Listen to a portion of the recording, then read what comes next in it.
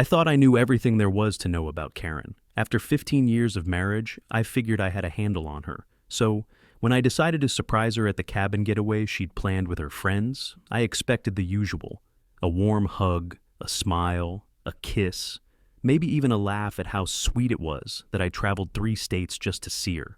But as soon as I stepped out of the car, something felt off. The house was too quiet. The door to the cabin, cracked open just a little, was enough to make me pause. It wasn't supposed to be like this. I was supposed to be the one sweeping her off her feet.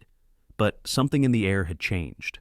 I put the bourbon bottle on the ground just outside the door and leaned in a little closer to listen.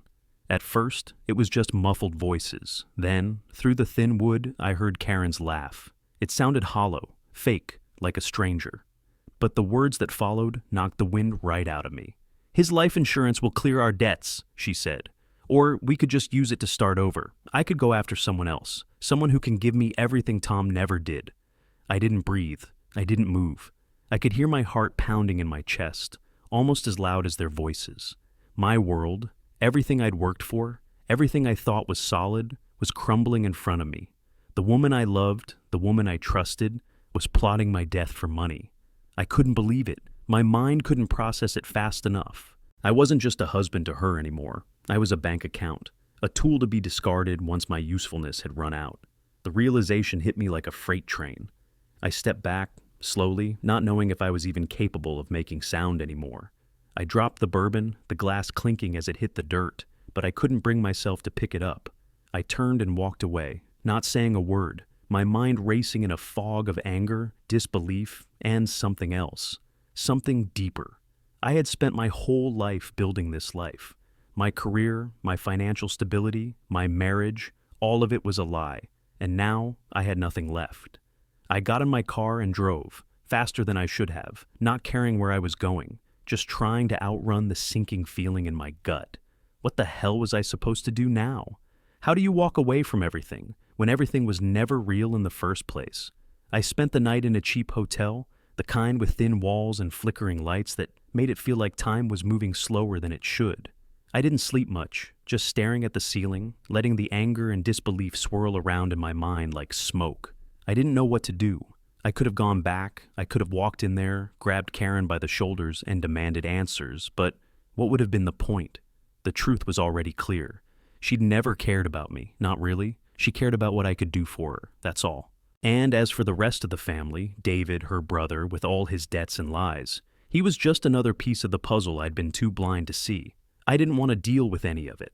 So I made a decision right there, lying in that miserable bed. I was leaving. For good. I bought a one-way ticket to Costa Rica that night. No plan, no agenda, just an escape from everything. It was impulsive, but in that moment, it felt like the only thing that made sense.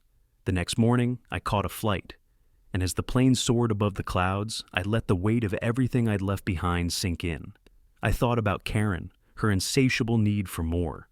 She always pushed me harder, work harder, make more money, build a bigger life, until I was too far gone to notice how much I was sacrificing.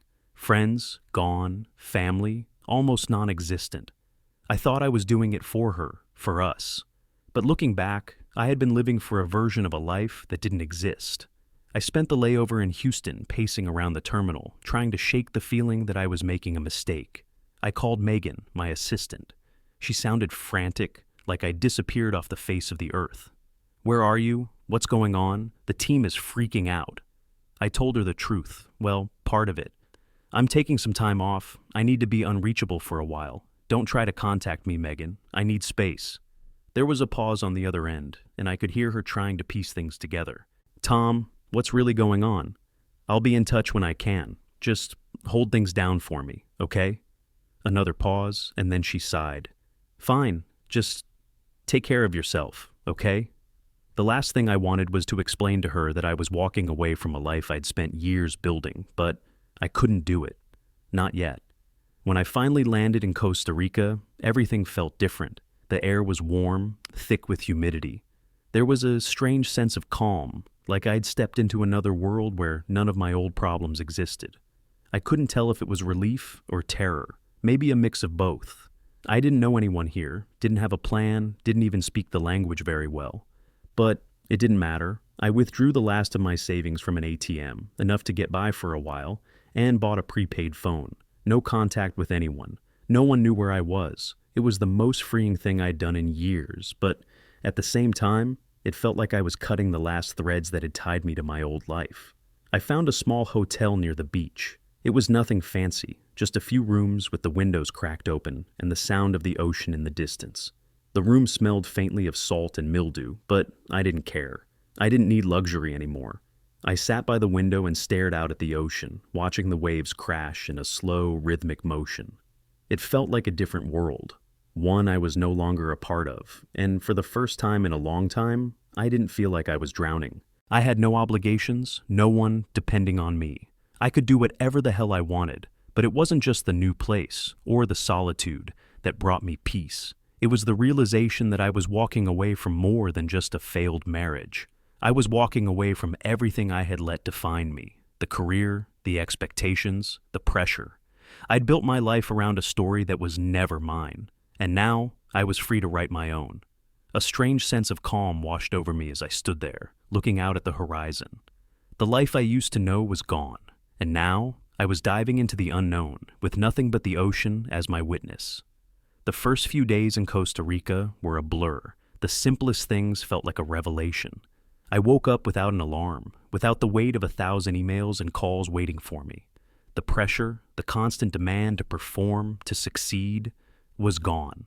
There was no one telling me what to do, no meetings to attend, no deadlines looming. The only thing I had to worry about was how to pass the time. And honestly, for the first time in years, I didn't mind that I had nothing to do.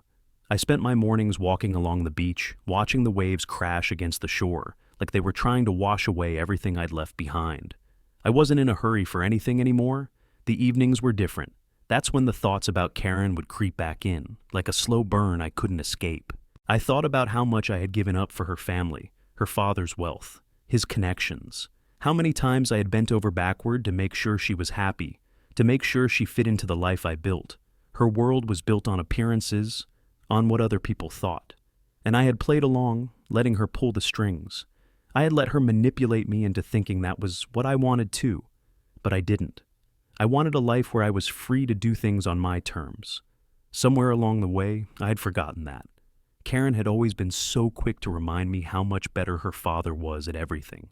How much more successful he was. How much more polished he was. And every time I tried to step away from that shadow, she would push me right back into it. I'd built my career around her ideas of success, not mine.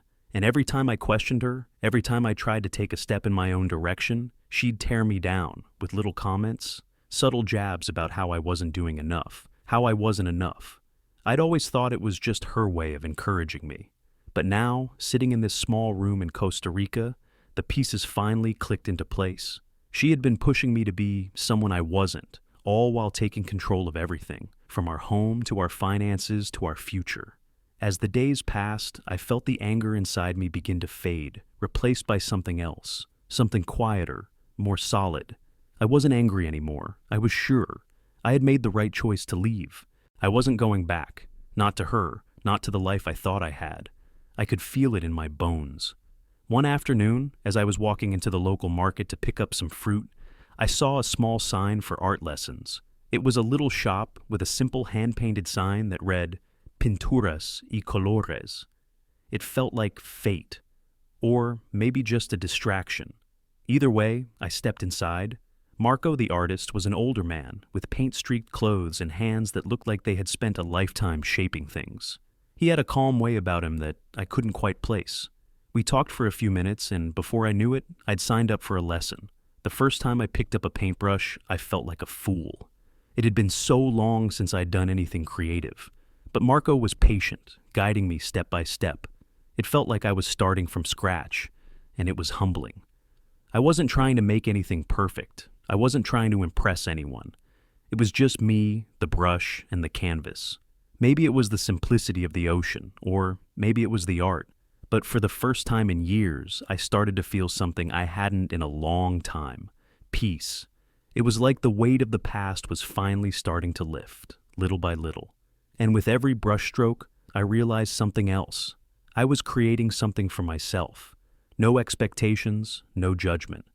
Just the freedom to express whatever I wanted, however I wanted. I hadn't felt that kind of freedom since, hell, maybe ever. I had always been under Karen's thumb, pushing myself to meet her standards, living for her. Now, I was living for me.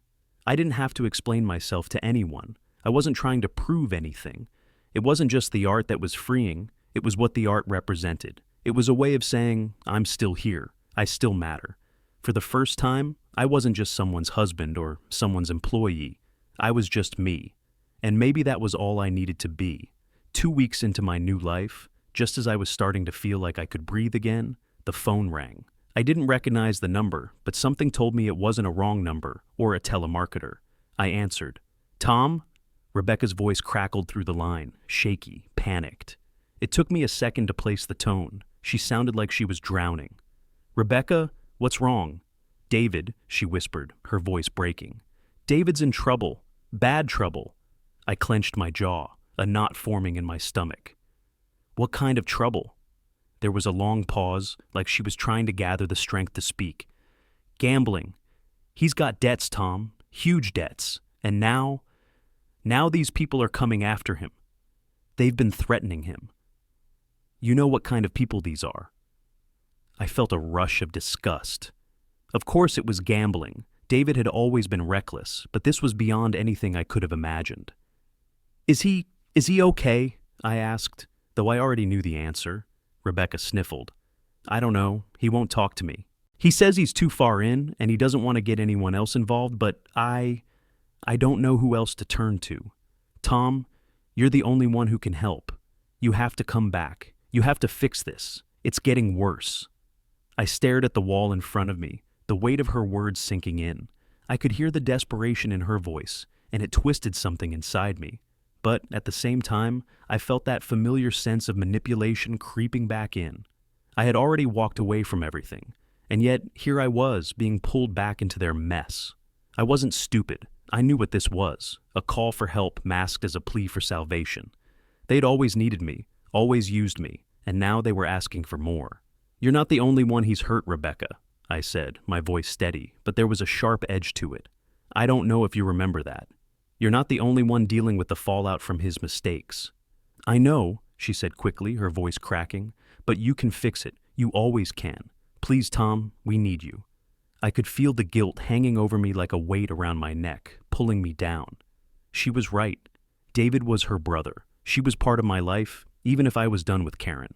But as I stood there, holding the phone, I felt something shift inside me. I wasn't going back to that life just to fix David's mess. Not without setting some terms. I couldn't keep being the one to clean up after them, the one who bent over backward to make everything better without ever getting anything in return. All right, I said, my voice low but resolute. I'll help, but not for David's sake, not because he deserves it. I'm doing this because you asked, and there's going to be a price for my involvement this time. David's got to pay for what he's done. If I'm clearing his debts, he's going to have to face the consequences of his actions. No more enabling him. There was silence on the other end of the line. I could almost hear her processing it. Tom, she paused. I'll talk to him. I'll make sure he knows he has to agree to that. But, thank you. You don't know what this means. I couldn't explain it to her. But in that moment, I knew what it meant for me. This wasn't about saving David or even saving Rebecca. This was about taking control of something that had always been out of my hands. I wasn't walking back into the chaos of their world to be their savior. I was doing this on my terms. I'll make the arrangements, I said, and ended the call before she could say anything else. The guilt still sat heavy in my chest, but it wasn't the same. It wasn't the kind of guilt that made me feel small, like I was being dragged back into a life I'd just escaped. No. This time, it was different. This time, I was going back on my own terms. I wasn't their fall guy anymore. I was taking back some kind of control over them, over my life. I wasn't the person who had left that house 2 weeks ago. I was someone else now, and I wasn't going to let them use me again. The moment I hung up on Rebecca, I knew there was no turning back. I couldn't just show up and hand over the cash like some kind of hero. Not this time. If I was going to fix David's mess, I had to do it on my own terms. So I hired a private investigator. I know, it sounds extreme, But after everything, I couldn't trust anyone. I needed answers. Real answers. The kind that couldn't be twisted or hidden behind a smile. The investigator, a sharp, no-nonsense guy named Sam, dug into David's financials. What I got back was more than I expected. The first thing that hit me was the joint account. David had been siphoning money from it for months, maybe longer. It wasn't huge amounts at a time, just little withdrawals that slipped under the radar. Small enough to be written off as mistakes, but when you add it up, it was enough to raise my blood pressure. He'd been pretending to struggle in his business, always claiming he was a victim of bad luck. But in reality, he was living large, using my money to cover up his mess. I slammed the report down on the table, letting the weight of it settle in my gut. It was clear now. David had never been struggling. He'd been lying through his teeth, not just to Rebecca, but to everyone. He'd been playing the part of the victim so well, it was impossible not to believe him. But the truth was, he'd been running a con. But that wasn't the worst of it. There was more. I flipped through the pages, my eyes scanning over transaction after transaction, until I found the one that hit hardest. A life insurance policy on me. I couldn't believe what I was seeing. David had forged a policy, naming Karen as the beneficiary. It was a staggering betrayal. They hadn't just been manipulating me for money, they were planning to cash in on my death, and I had been too blind to see it. I leaned back in my chair, the weight of everything crashing down on me. The marriage, the family, everything I thought I knew was a lie. Karen had been in on it the whole time. She was no different from David. She was just as guilty. I had to take control of this. I couldn't let them think they could pull the strings anymore. I grabbed my phone and called Rebecca, my hands shaking, but my voice steady. I have everything I need to expose David, I said. I've got the proof of the money he's been stealing from me, and I know about the life insurance policy. There was a pause on the other end of the line, and I could hear her breathing, like she was trying to process what I'd just said. You have it? Everything? Yes, I've got it all. And now it's time to confront him. I could hear the panic rising in her voice. Tom, please, he's already in so deep. He's not going to admit to anything. What are you going to do? I didn't hesitate. I'm going to confront him, and Karen too. I've had enough of being their punching bag. I'm done. This time, they faced the consequences. As I hung up, I felt a strange calm come over me. The guilt had shifted into something else, something more like resolve.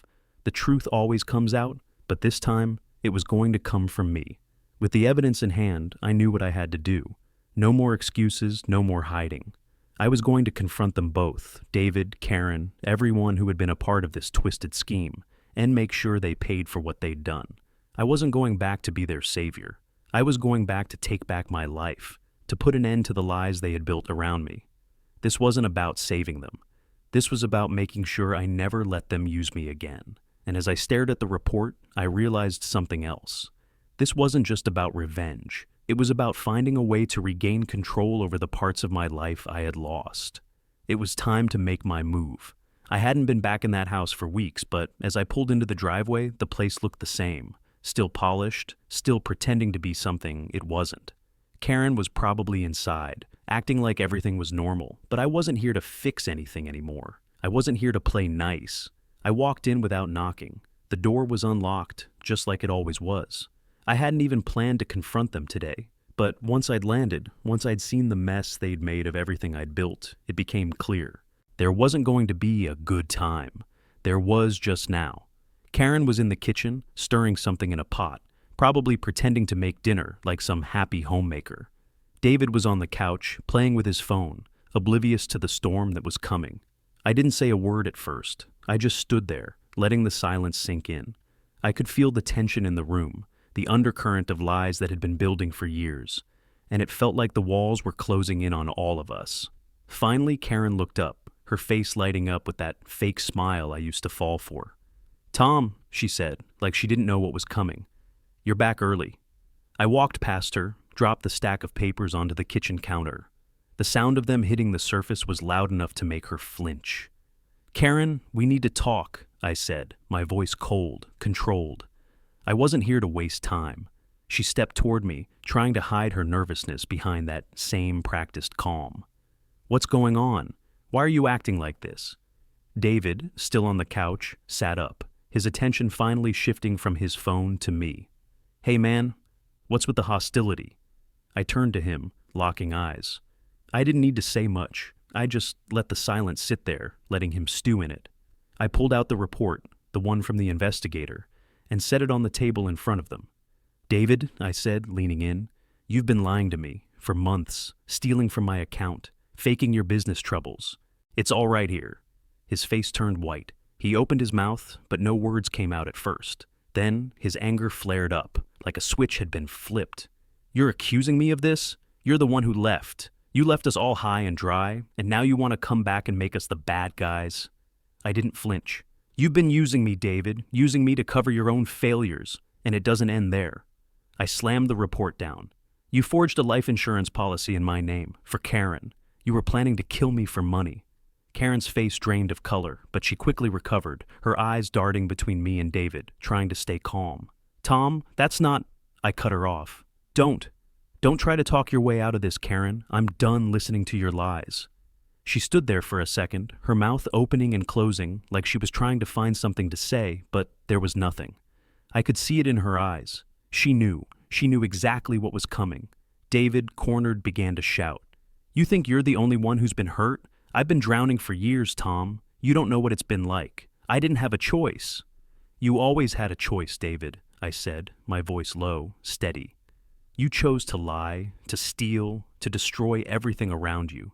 And now, you're going to face the consequences. David stood up from the couch, his fists clenched. You're ruining everything. You don't get to come back here and fix everything with your perfect little life. This is your fault, too. I didn't back down. No, David, this is your fault. I pulled out the divorce papers from the stack and slammed them on the table, the crisp sound of the paper filling the room. Karen, I said, my eyes locked on hers, you have two choices. You can sign these papers, or I can go to the authorities with everything. The fraud, the life insurance, all of it. You think I'm bluffing? Try me. There was a long silence. David's face twisted in rage. But Karen looked like she was about to break. I could see her weighing her options, her entire world crumbling around her. Finally, she sighed, the weight of defeat crashing down on her. Fine, she whispered, her voice barely audible. I'll sign. She took the pen and signed the papers, her hand shaking, but her eyes never leaving mine. As I watched her sign her freedom away, something shifted in me. The anger that had burned inside me for weeks, for months, was gone. I didn't need revenge. I didn't need to destroy them. I needed to walk away. This wasn't just about punishing them for what they'd done. It was about taking back my life. As I gathered the papers, I turned to David, who was still seething. You're going to fix your own mess, David. I'm done being your scapegoat. And with that, I turned and walked out, leaving the house, leaving them behind. I wasn't just walking away. I was taking my power back. And for the first time in a long time, I felt free. The weight lifted as soon as I walked out that door, but it didn't hit me until I was driving away, heading back to the hotel. I wasn't just leaving the house, I was leaving them behind. David, Karen, that whole toxic life. I felt lighter, like I could breathe again. For the first time in years, I wasn't carrying the burden of their lies, their manipulations. I'd done what I needed to do, and now I was free. I called Rebecca on the way back. She answered almost immediately. Tom, what happened? Is it over? I could hear the tension in her voice. She'd been living in that house with David, caught between him and me. It wasn't easy. It's over, I said, my voice steady. Karen signed the divorce papers. She's going to face the consequences of what she's done. And David, he'll have to clean up his own mess. I paused, the silence stretching between us for a moment. What about you? Are you okay? Rebecca took a deep breath before answering. I'm moving out. I've been thinking about it. I need to get away from all this, start fresh. I can't keep living in that house with all the lies. I could feel the relief in her voice, and I knew it was the right decision for her too. Good, I said.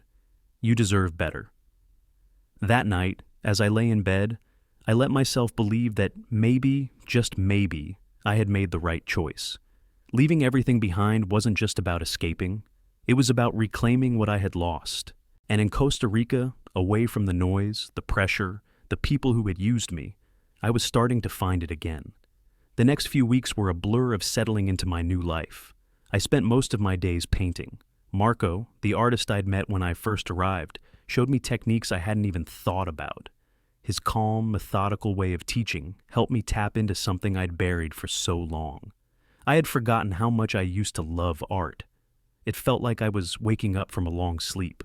By the time I'd finished a few pieces, I began showing them to people in town. They didn't sell for much, but it didn't matter. The act of creating, of putting my thoughts on canvas, felt like a release.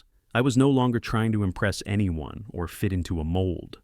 And then, a couple of weeks later, a tourist from the States bought one of my paintings. The feeling of someone paying for something I had created with my own hands, without the pressure of a corporate contract or the weight of someone else's expectations.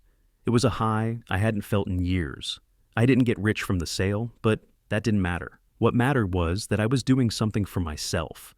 I kept tabs on the situation back home, making sure David's debts were slowly being paid off, though I wasn't going to clean up his mess for him. And as for Karen, well, she would face the consequences of her actions. I had no interest in getting involved with her again. I had done what I needed to do, and now it was her turn to deal with the fallout. Looking back, I realized something. Walking away wasn't just about escaping. It was about finding out who I really was, without the weight of that old life dragging me down. I may not have won everything I thought I was supposed to win, but I sure as hell walked away with more than I ever expected. The life I thought I had lost was nothing compared to the life I was building now. And that was the freedom I'd been searching for all along.